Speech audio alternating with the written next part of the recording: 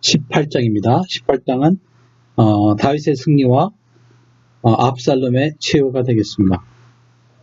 이제 압살롬은 전 이스라엘을 군대로 소집해서 요르단을 넘어서 이제 다윗의 군대와 맞서게 됩니다. 인간적으로 볼 때는 다윗은 군대도 작았고 인간적으로는 이길 수 있는 확률이 없었지만은 하나님께서 함께 하셔서 결국 다윗의 군대가 승리하게 됩니다.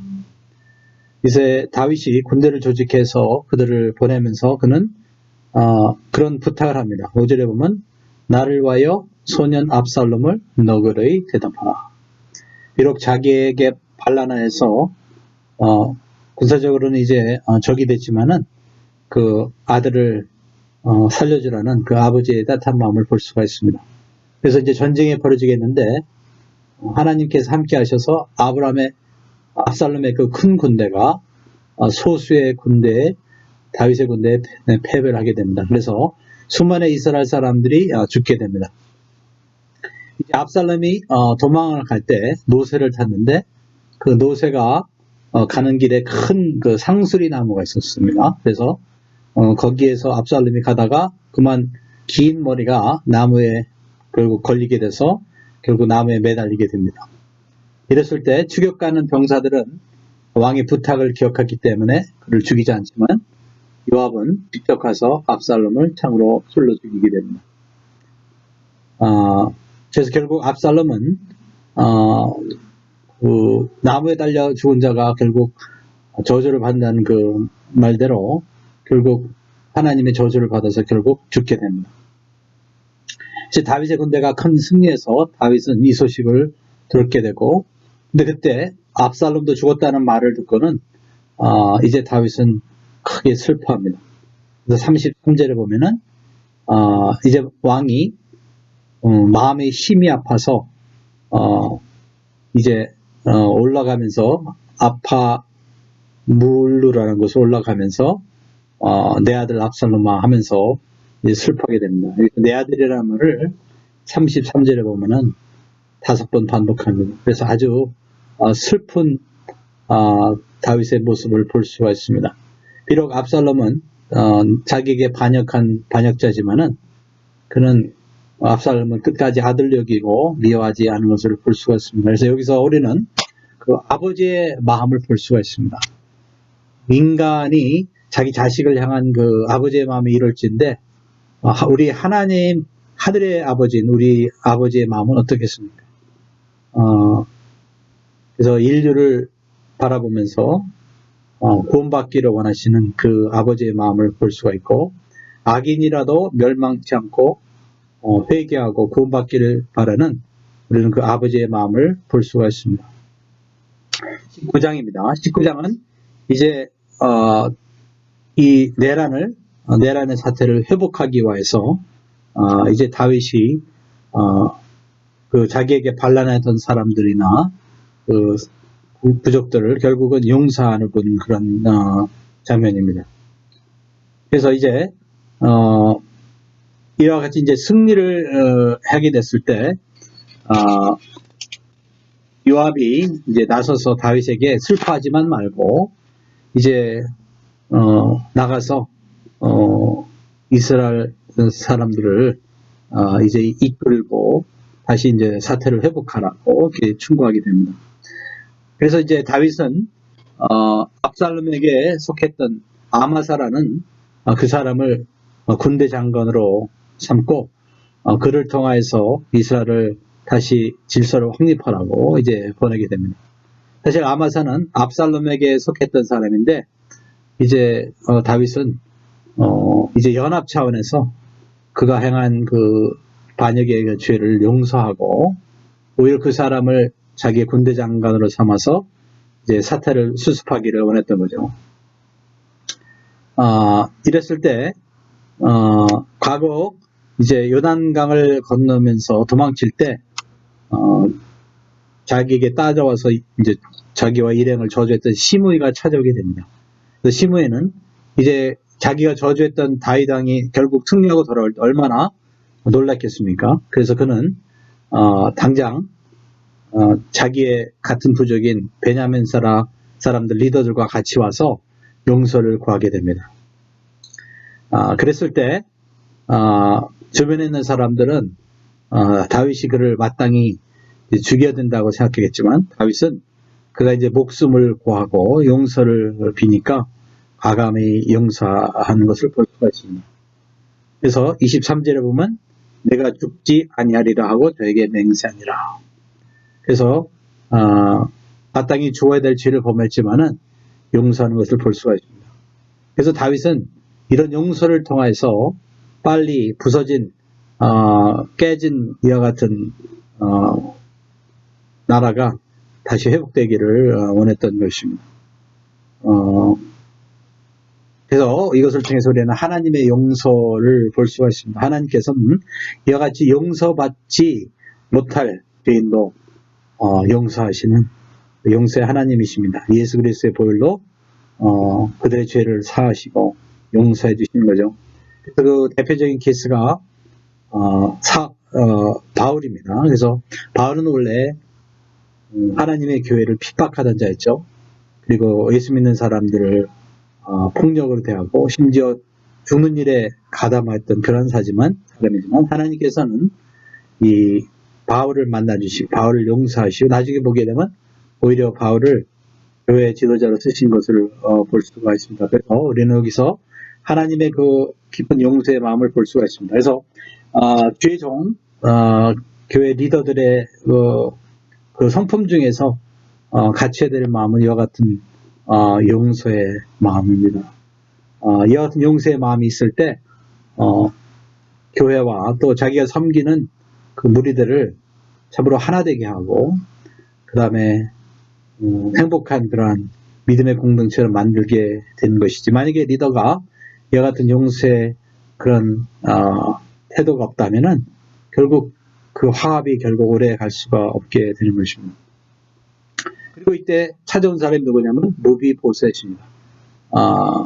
사실 그의 종이었던 시바가 결국 무비보셋을 배신하고, 마치 무비보셋이 이제 다윗이 도망갈 때 마치 이제 그 왕국이 자기에게 다시 돌아올 것처럼 말했다고 거짓말했는데, 사실은 이제 무비보셋은 이 소식을 듣고 자기의 무죄함을 알리려고 그때부터 수염을 깎지 않고 옷을 빨지 않고 기다렸다는 거죠. 그래서 수염이 아주 덥수룩한 채 이제 다윗을 찾아오고 시바가 거짓말했노라고 그렇게 말하게 됩니다.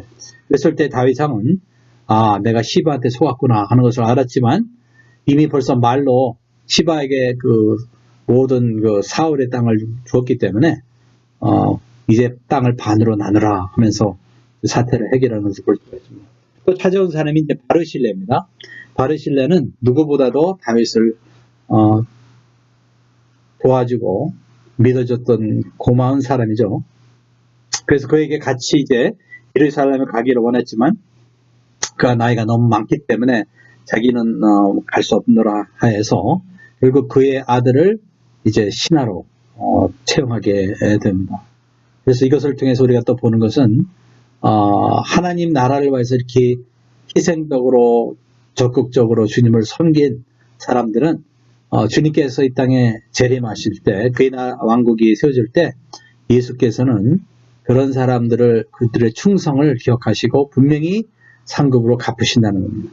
그래서 마가복음 10장 29절 30절에 보면 예수께서 가라사대 내가 진실로 너에게 이르노니 나와 및 복음을 위하여 집이나 형제나 자매나 어미나 나비나 자식이나 전토를 벌인 자는 금세에 있어 집과 형제와 자매와 모친과 자식과 전토를 100배나 받되 핍박을 겸하여 받고 내세 영생을 받지 못할 자가 없느니라. 그래서 주님께서 분명히 그 그리스도 왕국을 위하여 주님을 위해서 행한 것을 꼭 기억하시고 100배로 갚으십니다. 이런 말씀을 주셨습니다. 그리고 이제 찾아온 사람들이 유다 지파 대표들과 또 이스라엘 지파 대표들입니다. 이들은 방금 전에는 그 압살롬과 같이 다윗을 대적하는 사람들이었지만은 이제 다윗 왕이 승리해서 돌아오니까 언제 그런 일이 있었냐는 식으로 이제 와서는 잘 보이려고 하는 것을 볼 수 있습니다. 그래서 참 리더로서 주의 백성들을 섬길 때 어떤 무리들은 이와 같이 자기의 그 유익을 위해서 하루는 여기에 붙고 하루는 다음 쪽에 붙고 아주 아첨하는 무리가 있을 수 있다. 그런데 다윗은 이런 것을 다 알지만 그래도 그들의 그러한 자세를 늦게 보지 않고 다 받아줘서 결국 다시 이제 연합을 이루게 되는 그런 것을 볼 수가 있습니다. 그래서 여러 번 반복되는 내용이지만 리더는 결코 사람을 의지하는 사람들이 아니다 이거예요. 그래서 하나님의 종들은 사람들, 백성들을 의지하거나 기대지 않고 오직 하나님 앞에서 하나님만 섬기고 하나님을 따르는 리더가 되어야 된다. 사람들의 마음은 마치 손바닥이 바뀌는 것처럼 엎어지는 것처럼 언제든지 변한다. 그러나 진짜 리더가 주님을 섬기고 주님을 의지할 때 결국은 승리할 수 있다는 거죠. 그래서 사람의 환심을 사는 리더가 되지 말고 오직 하나님의 앞에서 하나님을 기쁘시게 하는 리더가 될 때 결국은 승리할 수 있다는 거죠. 20장은 이제 두 번째 일어나는 반란과 극복입니다. 이때 세바라는 사람이 일어나서 다윗을 다시 대적하면서 사람들을 선동해서 다시 이제 제2의 반란이 일어나게 됩니다. 그랬을 때 방금 전까지 다윗을 모셔가려고 했던 자들이 다시 배반하는 걸 봤습니다. 바로 전에 그들은 다윗에게 잘 보이려고 맞춰받았는데 이젠 또 반란에 동참하는 것을 볼 수 있습니다. 그래서 참 사람의 마음이라는 것은 마치 날씨가 변하는 것처럼 너무 빨리 변하는 걸 볼 수 있어요. 그러니까 사람 바라보고 하는 목회는 불가능한 겁니다. 오직 주님을 의지하고 주님의 말씀과 인도를 따라서 행할 때 결국은 승리할 수가 있게 되는 거예요. 그래서 이제 아마사에게 명하여서 이를 진압하게 하죠. 아마사는 사실 다윗의 조카뻘 되는 사람입니다. 근데 이제 그 사람에게 가서 이제 수습하라 했는데 군대를 빨리 동원을 하지 못하게 됩니다. 그래서 아비새에게 다시 명령을 내려서 이제 세바라는 사람이 가서 이제 숨어 있는 곳에 가서 진압하라고 명령을 내리게 됩니다. 그랬을 때 이제 그 와중에 요압이 찾아가서 아몬사를 만나서 이 아마사를 칼로 죽입니다. 그러니까 이것은 완전히 겉으로는 이제 배반을 했다 이거죠. 과거에 다윗에게 배반했다는 그 제목인데 사실은 일종의 시기심 때문에 죽인 거죠. 자기보다 높은 그런 위치에 있게 되니까 결국 그것에 이제 시기해서 결국 죽이게 됩니다. 그래서 요압은 참 이와 같이 굉장히 이기적이고 정치적으로 자기의 어떤 유익을 구하고 결국 사람을 해하는 참 같은 잔인한 성품이 있는 것을 볼 수가 있습니다. 그래서 이제 요압과 그의 군대가 아벨이라는 곳, 아벨성이라는 곳에 가서 이제 결국 반란을 일으켰던 세바를 죽이려 하는데 결국 그 성을 다 진멸하고 처음에는 진멸하려고 그러죠. 그러나 그 성 안에 있는 이름이 없는 이름 모를 어떤 한 여인이 우리가 세바만 주면 되느냐?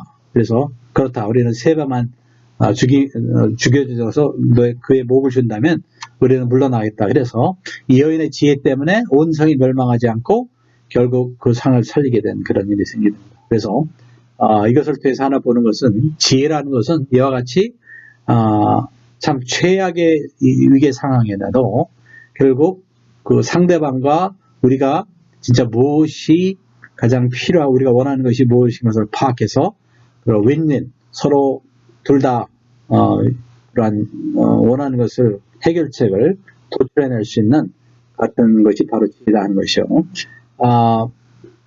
그래서 참 이와 같은 지혜가 이런 걸 한 여인에게서 나왔다는 것은 지혜는 때로는 어떻게 보면은 가장 그것을 기대하지 않은 사람도 그런 지혜를 줄 수 있다 하는 것을 볼 수가 있습니다. 그래서 요압은 또 요압의 또 이건 하나의 장점인데 요압은 지혜를 주는 사람이 지혜 말했을 때 그걸 들을 수 있는 지혜 있는 사람의 말을 들을 수 있는 그러한 또 마음 있는 사람이 있다. 그래서 요압의 이것은 하나의 장점이 되겠습니다. 그래서 때로는 지도자는 자기가 그 같은 지혜가 없다 하더라도 지혜 있는 사람들이 그 같은 지혜로운 말을 했을 때 그걸 경청할 수 있는 그러한 인물이 되겠다는 것입니다.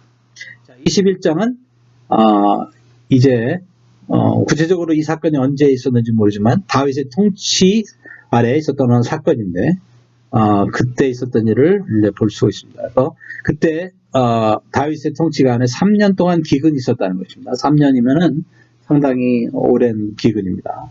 그랬을 때 그 이유를 하나님께 여쭤보니까 그것은 다윗의 죄가 아니고 그 전 왕이었던 사울 왕이 지은 죄 때문에 기브온 사람들 학살한 죄 때문에 비가 안 온다는 거죠. 그래서 이제 그 죄가 결국은 영향을 끼쳐서 전 이스라엘의 어떤 기근 그와 같은 심판이 임하게 되는 것입니다. 그래서 이제 다윗이 그 이유를 알고 나서는 이 기브온 사람을 찾아가게 된 거죠. 그래서 어떻게 하면 너희들이 이 이스라엘을 위해서 축복하며 기도하겠느냐 했을 때니 그러면 우리를 죽였던 사울 왕의 남은 자손의 7 남자를 주면은 우리가 그 사람들을 나무에 매서 죽이겠다 하겠다. 그래서 결국은 다윗은 그것을 허락합니다. 그래서 알아봐 보니까 사울의 집안 사람 중에서 이제 남은 그 남자들이 있는 거죠. 그래서 7을 잡아줍니다. 그랬을 때 사울의 첫 리스바의 2 아들이고 또 사울의 딸 미갈이라는 딸의 5 아들이 결국은 잡혀서 결국은 이제 처형을 당하게 됩니다. 근데 여기에서 요나단은 그 요나단의 자녀들은 다윗과 맺은 언약 때문에 이것을 피하게 됩니다. 사실 이와 같은 것을 집행하는 것은 다윗도 사실 쉬운 일은 아니죠. 그래도 잘 키운 남의 아들인데 아들들을 그와 같이 그 조상 사울의 잘못 때문에 이같이 죽여야 되니까 얼마나 가슴 아픈 일입니까. 그러나 이 요구를 들어줘야만 했습니다. 그래서 이제 가슴 아픈 광경이 벌어지는데 사울의 첩 리스바가 자기의 그 2 아들이 죽었죠. 그랬을 때 그 처형당한 곳에서 떠나지 않고 오랜 기간 비가 내릴 때까지 항상 거기서 있으면서 이제 비가 하늘에서 내릴 때까지 계속 시체를 지킨 거죠. 그래서 새와 짐승에서 그 시체를 지켰다는 것입니다. 그래서 한 5개월을 이와 같이 했다는 소식을 이제 다윗이 듣고 나중에 비가 오게 되자 이제 다윗은 그 시체들을 이제 장사를 해주게 됩니다. 그리고 이제 이스라엘의 기근이 그치고 비가 내리게 됩니다.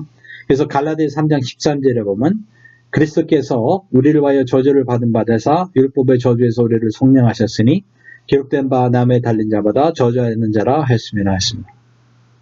그래서 이 사건을 통해서 우리 하나가 보는 것은 어떤 죄가 있을 때 그것이 개인이나 어떤 나라라든지 어떤 죄가 있게 되면 거기에 죄에 따른 저주가 있게 되는데 예수님께서는 우리 대신 나무에 달려서 그 저주를 받으셨기 때문에 그 예수님의 그 공로로 말미암아 예수 그리스도를 믿는 우리는 이 모든 저주에서 해방되고 오히려 하나님의 백성들이 받는 그 같은 아브라함의 복을 받을 수 있게 되었다 하는 것입니다. 그래서 이 사건은 바로 예수님께서 메시아가 행하신 그 일을 상징적으로 나타내는 그 같은 사건이 되겠습니다. 22장은 이제 다윗의 승리와 감사 찬성의 그런 내용입니다. 이제 다윗의 나이가 이제 먹고 이제 그 오랜 기간 살아서 이제 결국 인생을 마칠 때가 됐던 것 같습니다. 이랬을 때 그는 돌아보면서 그 일생을 통해 자기에게 승리를 주신 하나님을 찬양하는 글을 이곳에 싣습니다. 이 내용은 시편 18편과 거의 같습니다. 2절부터 4절은 구원자 되신 하나님을 찬양합니다. 다윗은 1세기 수많은 전쟁이 있었고 적들이 있었지만 한 번도 다윗은 공식적으로 전쟁에서 진 적이 없었습니다. 왜냐하면 하나님께서 함께 하시기 때문에. 그래서 5절에서 19절은 하나님께서 어떻게 그를 도우셨고 구원을 이루셨는지 묘사하고 있습니다. 그래서 하나님께서는 그가 기도할 때마다 그 기도를 들으셔서 하늘에서부터 하나님의 진노의 그러한 심판으로 원수를 물리쳐 주시고 다윗과 이스라엘을 건져 주셨던 것입니다. 그 이유는 20에서 25절에 보게 되면 하나님께서 다윗을 기뻐하셨기 때문인 것입니다. 20절에 보면 나를 또 넓은 곳으로 인도하시고 나를 기뻐하심으로 구원하셨도다. 하나님께서는 다윗이 늘 주님을 순종하고 주님을 의지하는 종이었기 때문에 그 순종과 믿음을 보시고 구원하셨던 것입니다. 다윗은 바세바의 일 외에는 율법에 불순종한 적이 없었죠. 늘 공의롭게 나라를 통치했고 우상 숭배나 주님을 떠난 일이 없었습니다. 그랬더니 주님께서는 그 믿음과 순종을 보시고 늘 승리를 주셨던 것입니다. 그래서 우리도 사역자로서 우리의 사역을 승리하고 늘 형통하려면 개인적으로 사역자가 순종하고 주님을 기쁘시게 하는 믿음의 삶을 살아야 되는 것입니다. 개인의 그 목회자로서 또 주의종으로서 삶의 거룩함을 잃어버리고 불순종하게 되면 그 열매가 결국 사역의 실패로 나타나게 되는 것입니다. 그래서 다윗처럼 사역의 큰 형통을 경험하려면 그 개인의 삶 가운데 늘 순종하고 의지하고 거룩한 삶을 살아야 된다는 것입니다. 32절에 보면 이제 주님께서 다윗에게 견고한 바위와 견고한 요새가 되는 것을 말씀하고 있습니다. 주님께서는 늘 다윗과 함께 하시고 다윗에게 전쟁에 승리할 수 있는 능력을 주신 것입니다. 35절에 보면 내 손을 가르쳐 싸우게 하시니 내 팔이 노타를 당기도다. 또 주님께서는 다윗에게 백성들뿐만 아니라 원수를 지배할 수 있는 권세를 주십니다. 그래서 이와 같은 그 다윗에게 역사하신 하나님 우리에게도 역사하십니다. 특히 죄종의 사역자들에게도 역사하십니다. 그래서 때로는 우리가 어떻게 영적인 싸움을 싸울지 모르고 어떻게 사역할지 알지 못하지만 주님께서 우리로 하여금 영적으로 싸우고 사역할 수 있는 그 능력과 지혜를 주시는 것입니다. 에베소 6장 10절에 보면 정말로 너희가 주 안에서와 그 힘의 능력으로 강건해지고 마귀의 계계를 능히 대적하기 위해서 하나님의 전신갑주를 입으라. 그래서 힘과 능력이 주님께로 오는 것이지 우리의 능력으로 싸우고 영적으로 승리하는 것이 아니라는 것입니다. 그래서 죄를 할 때 어떤 때는 나는 어떻게 내가 배운 게 없고 능력이 없는데 죄를 할까 하지만 사실은 우리의 능력의 소스와 우리의 지혜의 그 근원은 우리 자신이 아니고 하나님이기 때문에 주님을 의지하고 하나님의 인도 따라서 순종할 때 결국은 사역과 그 삶에 있어서 승리를 경험하게 되는 것입니다. 자, 23장입니다. 23장은 이제 다윗이 왕으로서 형통의 비결과 또 그와 같이 사역했던 용사들에 대해서 기억하고 있습니다. 1절에 보면 다윗은 자신을 돌아보면서 자신의 그 일생을 간략히 묘사합니다. 1절에 보면 이세 아들 다윗이 말하며 높이 올리온 자 야곱의 하나님에게 기름 부음 받은 자 이스라엘의 노래 잘한 자가 많았도다. 그래서 다윗은 하나님 앞에 그와 같이 왕으로 살았을 때 주님께서 기름을 부어서 사역했고 또 그는 단지 왕으로만 사역한 게 아니고 하나님을 찬양하는 예배자였다는 것을 볼 수가 있습니다. 또 하나님께서 나중에 보면 다윗을 하나님의 뜻을 전하는 선지자로서 쓰임 받은 것을 볼 수가 있습니다. 2절에 보면 여호와의 신이 나를 빙자하여 말씀하시며 그 말씀이 내 혀에 있도다. 그래서 이제 다윗은 그가 왕으로 섬길 때 공의로 백성들을 섬겼습니다.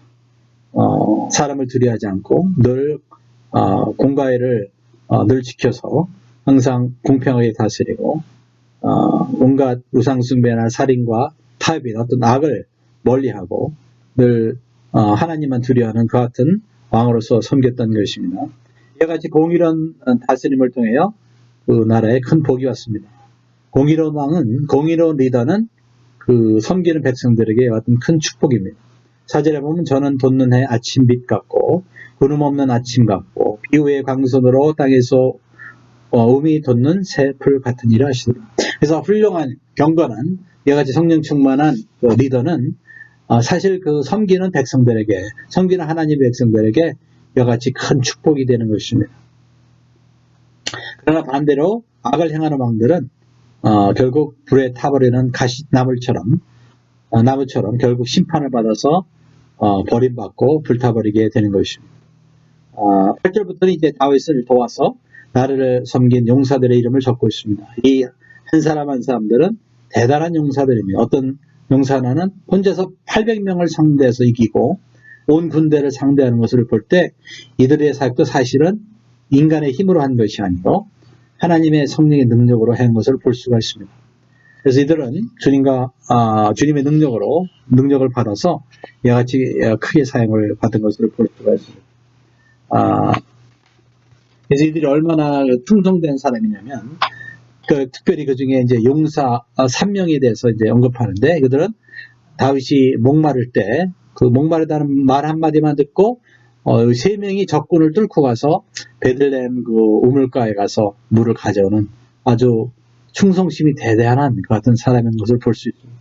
그래서 이들은 하나님을 사랑했을 뿐더러 또 하나님의 종인 다윗을 이와 같이 충성스럽게 섬긴 것을 볼 수가 있습니다. 이와 같이 하나님의 일을 하는 하나님의 종들에게는 하나님께서는 같이 일을 하라고 이와 같이 충성된 종들을 붙여주시는 것입니다.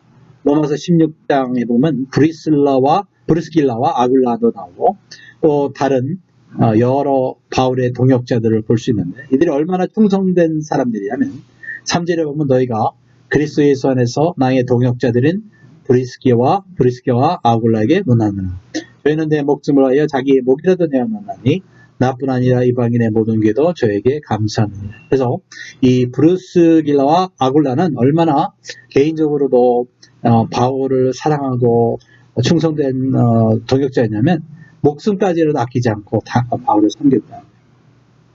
그래서 이 로마서 16장에 보면 바울과 같이 동역하였던 37명의 그 로마 지역의 그 동역자들의 이름이 기록이 됐는데 마찬가지로 이 사무엘사 22장 거기에 보게 되면 이와 같은 그 리더들의 이름이 있고 그들도 다 같이 일생을 통하여 같이 이스라엘을 섬기고 하나님을 섬긴 것을 볼 수가 있습니다. 그래서 처음에는 이들은 아주 이름 없는 또 능력 없는 사람이었지만 결국 하나님께서 이들도 변화시켜 주시고 이들도 용사로 능력 주셔서 같이 사역을 한 것을 볼 수가 있습니다.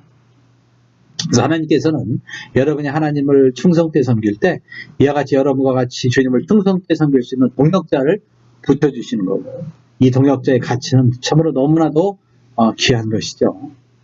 24장입니다. 24장은 이제 사무엘하 마지막 장인데 다윗 왕의 칠정, 이 인구조사를 한 것을 볼 수가 있습니다. 그래서 이제 그 인구조사를 애초부터 명령한 것이 하나님께로 온 것이 아니고 사실은 잘못된 판단이었다는 거죠. 근데 여기에는 기록되지 않지만 같은 사건을 이제 기록한 역대상 1장에 보면 이것이 사단이 다윗을 충동하여 한 것으로 볼 수가 있습니다. 하나님이 그 이스라엘을 심판하시기 위하여 왕인 그 다윗의 마음을 충동해서 결국 이 인구조사를 하겠다는 거죠. 근데 이제 다윗의 개인의 입장에서 보게 되면 이것은 다윗의 사실은 교만입니다. 왜냐하면 그 동기가 하나님이 시켜서 그 실제로 이스라엘 인구를 조사하는 게 아니고 사실은 이것을 통하여 자기가 얼마나 그동안 왕으로서 형통하고 잘했느냐 자기의 어떤 교만을 나타내기 위해서 잘한 것을 나타내기 위해서는 일종의 교만이었던 것입니다. 그래서 나중에 보면 요압도 이 사실을 알았기 때문에 아주 적극적으로 인구조사에 참여하지는 않았습니다. 그래서 타협을 하게 되면 다윗처럼 진짜 이와 같이 자랑하고 싶은 마음으로 하는 그 같은 일이 있을 수가 있습니다. 근데 이것이 바로 죄가 된다는 거예요. 사역자는 오직 하나님의 영광만을 위해서 섬겨야지 어떠한 자기의 명예나 자기가 얼마나 사역을 잘했고 사람들 앞에 자랑하고자 하는 그와 같은 과시적인 그런 일들은 하나님의 영광을 가르치고 하나님의 그 앞에 죄가 되는 같은 행동이 되는 것입니다. 그래서 리더가 이와 같이 사역을 할 때 겉으로 볼 때는 사람들은 모르지만 하나님은 그 동기를 아십니다. 그래서 늘 교회의 머리 되시고 모든 것을 지배하시고 주장하시는 우리의 왕 되신 주님께만 영광을 돌리는 그 같은 사역을 해야 되는 것입니다. 그래서 하나님께서는 이와 같은 동기를 이제 괘씸하게 여기셔서 이제 그 선지자를 보내서 갓 선지를 통해서 이제 세 가지의 그 심판 중에서 하나를 택하라 하는 거죠. 그랬을 때 이제 다윗은 세 번째 3일 동안의 언약을 택하게 됩니다. 왜냐하면 그는 사람들부터 심판을 받게 되기를 원치 않았던 것이죠. 왜냐하면 하나님의 긍휼을 믿었기 때문에. 그래서 세 번째 그 온역을 택하게 되는데 그로 말미암아 전 이스라엘에 7만 명이 죽게 됩니다. 그렇지만 과연 그 다윗의 생각대로 하나님께서는 이 온역이 이제 이스라엘을 통해서 결국 예루살렘에 퍼지게 될 때 결국 하나님께서는 천사를 보내서 긍휼을 베푸시고 중단시키게 되는 것을 볼 수 있습니다. 그래서 이때 다윗은 하나님 앞에 기도합니다. 17절에 보게 되면 나는 범죄했고 악을 행하였사거니와 이 양무리는 무엇을 행하였나이까? 청컨대 주의 손으로 나와 내 아버지의 집을 치소서. 그 죄는 자기가 행했는데 왜 하나님의 백성들이 이렇게 고난을 당해야 되냐고 희생적인 같은 중보자의 기도를 하는 것을 볼 수가 있습니다. 그래서 갓 선지자가 말한 대로 이제 천사가 머물렀던 아라우나의 타작마당을 사서 거기서 제사를 드리게 됩니다. 그랬을 때 아라우나라는 사람이 이 타작마당과 거기에 있는 짐승을 다 무료로 드리려고 그랬지만 나는 값없이는 하나님께 번제를 드리지 아니하겠다 하면서 결국 그를 돈 주고 사게 됩니다. 그래서 참 예배는 무엇이냐? 값어치 있는 것을 하나님께 드리는 것입니다. 그게 참 예배인 것입니다. 그래서 이 예배를 드린 장소가 제사를 드린 장소가 모리아산입니다. 근데 이 모리아산은 과거에 아브라함이 자기 아들 이삭을 바치려 했던 그 산입니다. 그래서 이곳에 나중에 보면 솔로몬이 이제 성전을 세우게 되는 거죠.